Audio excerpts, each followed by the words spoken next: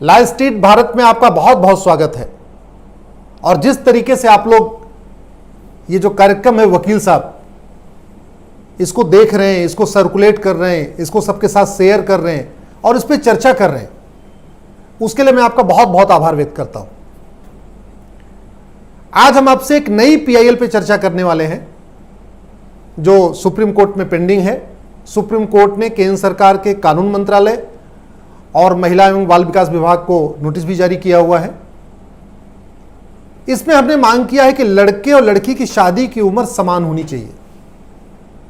वर्तमान समय में लड़के और लड़की की शादी की उम्र अलग अलग है। हिंदुओं के लिए अलग है, मुस्लिम्स की अलग है। हिंदुओं के लिए शादी की उम्र 18 साल है लड़की की, जो मिनिमम एज ऑफ मैरिज है, और लड़के की 21 साल। इसका मतलब यह हुआ कि लड़की 12वीं कर ले तो शादी लायक हो गई। हाँ, लड़के का ग्रेजुएट होना जरूरी है।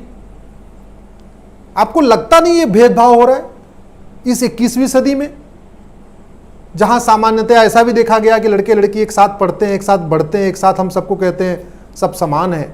वहां पे ये भेदभाव करना कि भैया 12वीं कर लिया लड़की ने तो शादी के लायक हो गई। और दूसरी तरफ मुस्लिम्स हमारी जो बेटियां हैं उनके साथ तो जबरदस्त अन्याय हो रहा है। उनकी शादी की उम्र 9 साल मान लिया है।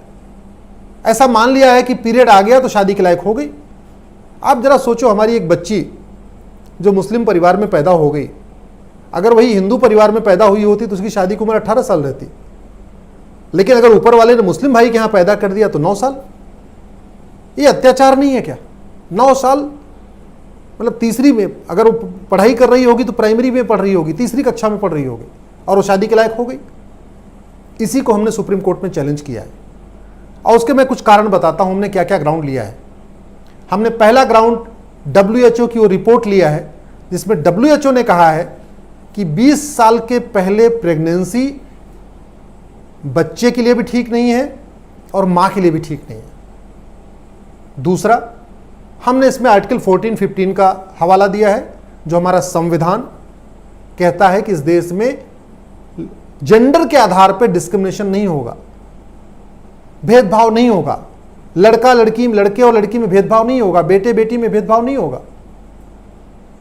फिर फिजिशियन कहते हैं कि फिजिकली मैच्योर नहीं होते, न लड़का मैच्योर होता है न लड़की 20 वर्ष के पहले। साइकेट्रिक कहते हैं, मनोचिकित्सक कहते हैं कि जो मेंटल परफेक्शन आती है, जो मैच्योरिटी आती है, वो 21 साल के बाद आती है। 21 साल के बाद लड़का एकदम समझ पाता है उसके लिए क्या ठीक है क्या ठीक नहीं है। लड़की भी एक स्वतंत्र निर्णय ले पाती है। नौकरी के लिए हमने मिनिमम एज ऑफ 21 रखी हुई है। तो मतलब बच्चा नौकरी के लायक नहीं, लड़का या लड़की फिजिकली मैच्योर नहीं, लड़का लड़की मेंटली मैच्योर नहीं, लड़का लड़की फाइनेंशियली इंडिपेंडेंट नहीं, कहीं नौकरी मिली नहीं, हाँ शादी करने के लायक योग्य हो गए। ये गलत बात है। आप भी इस बात को मानते होंगे। ये तो पूरी तरीके से इस 21वीं शताब्दी में हम पुरानी जो चीज़ों को ढो रहे हैं, हम सब कुछ बदल लिए। जहाँ बिजली नहीं थी बिजली आ गई, जहाँ पहले एक फ़ोन नहीं होता था हम हाथ में स्मार्टफोन लेके घूम रहे हैं, लेकिन अपनी सोच को नहीं बदल पा रहे। और वहीं दूसरी तरफ जरा सोचिए, हमारी मुस्लिम बच्चियाँ हैं, हमारी मुस्लिम बहनें हैं, बेटियाँ, उनके साथ कितना बड़ा अन्याय हो रहा है।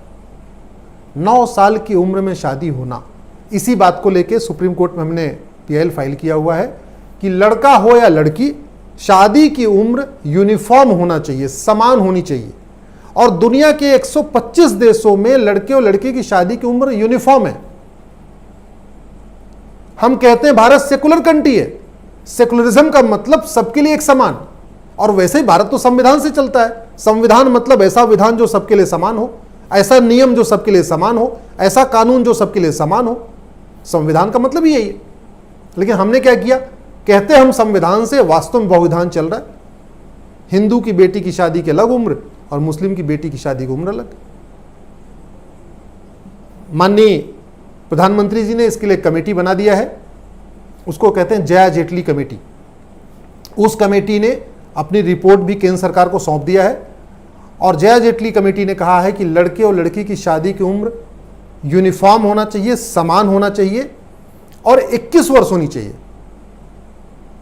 मैं आशा करता हूं कि आने वाले संसद सत्र में इसमें खुली चर्चा होगी और इस बीच अगर सुप्रीम कोर्ट में मैटर ये आ जाता है, तारीख पड़ जाती है इसकी, तो सुप्रीम कोर्ट भी इस पर कुछ डायरेक्शन देगा और बहुत जल्द एक समय हमें ऐसा देखने को मिलेगा जहां इस देश में हिंदू, मुस्लिम, पारसी, ईसाई, लड़का हो या लड़की, सबकी शादी की उम्र समान होगी।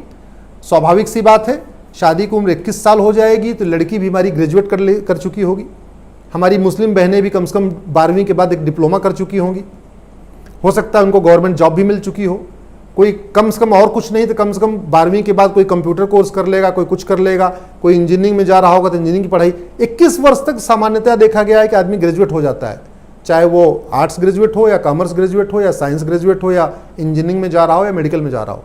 तो इसलिए कम से कम शादी के पहले पहले पढ़ाई तो पूरी हो ही जानी चाहिए और वो सबके लिए होना चाहिए, ऐसा नहीं हिंदू और मुस्लिम। और इसका जो सबसे बड़ा फायदा मिलेगा इस मेरी PIL का, वो उसका फायदा मिलेगा हमारी मुस्लिम बहन बेटियों को, क्योंकि हिंदुओं में तो फिर भी 18 साल है शादी की मिनिमम एज, हमारी मुस्लिम बेटियों की शादी की उम्र तो 9 साल है।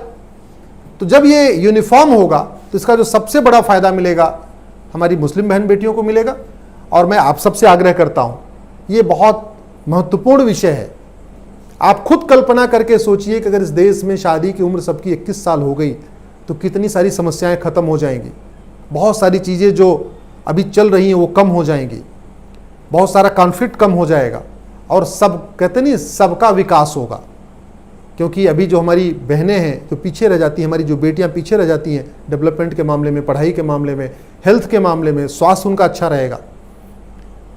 आपसे आग्रह है इस विषय को अधिक से अधिक चर्चा करिए और आपको अगर ठीक लगता हो तो अपने सांसद और विधायक को टैग करके जरूर ट्वीट करिएगा, क्योंकि वो हमारे कानून निर्माता हैं, उनको भी पता चले कि सुप्रीम कोर्ट में जो ये PIL चल रही कितनी महत्वपूर्ण है, जिस पे हम आप चर्चा कर रहे हैं, इसका होना कितना आवश्यक है, शादी की उम्र समान होना कितना ज़रूरी है, ये हमारे माननीयों को भी पता होना चाहिए। एक बार फिर से आपका आभार व्यक्त करता हूँ।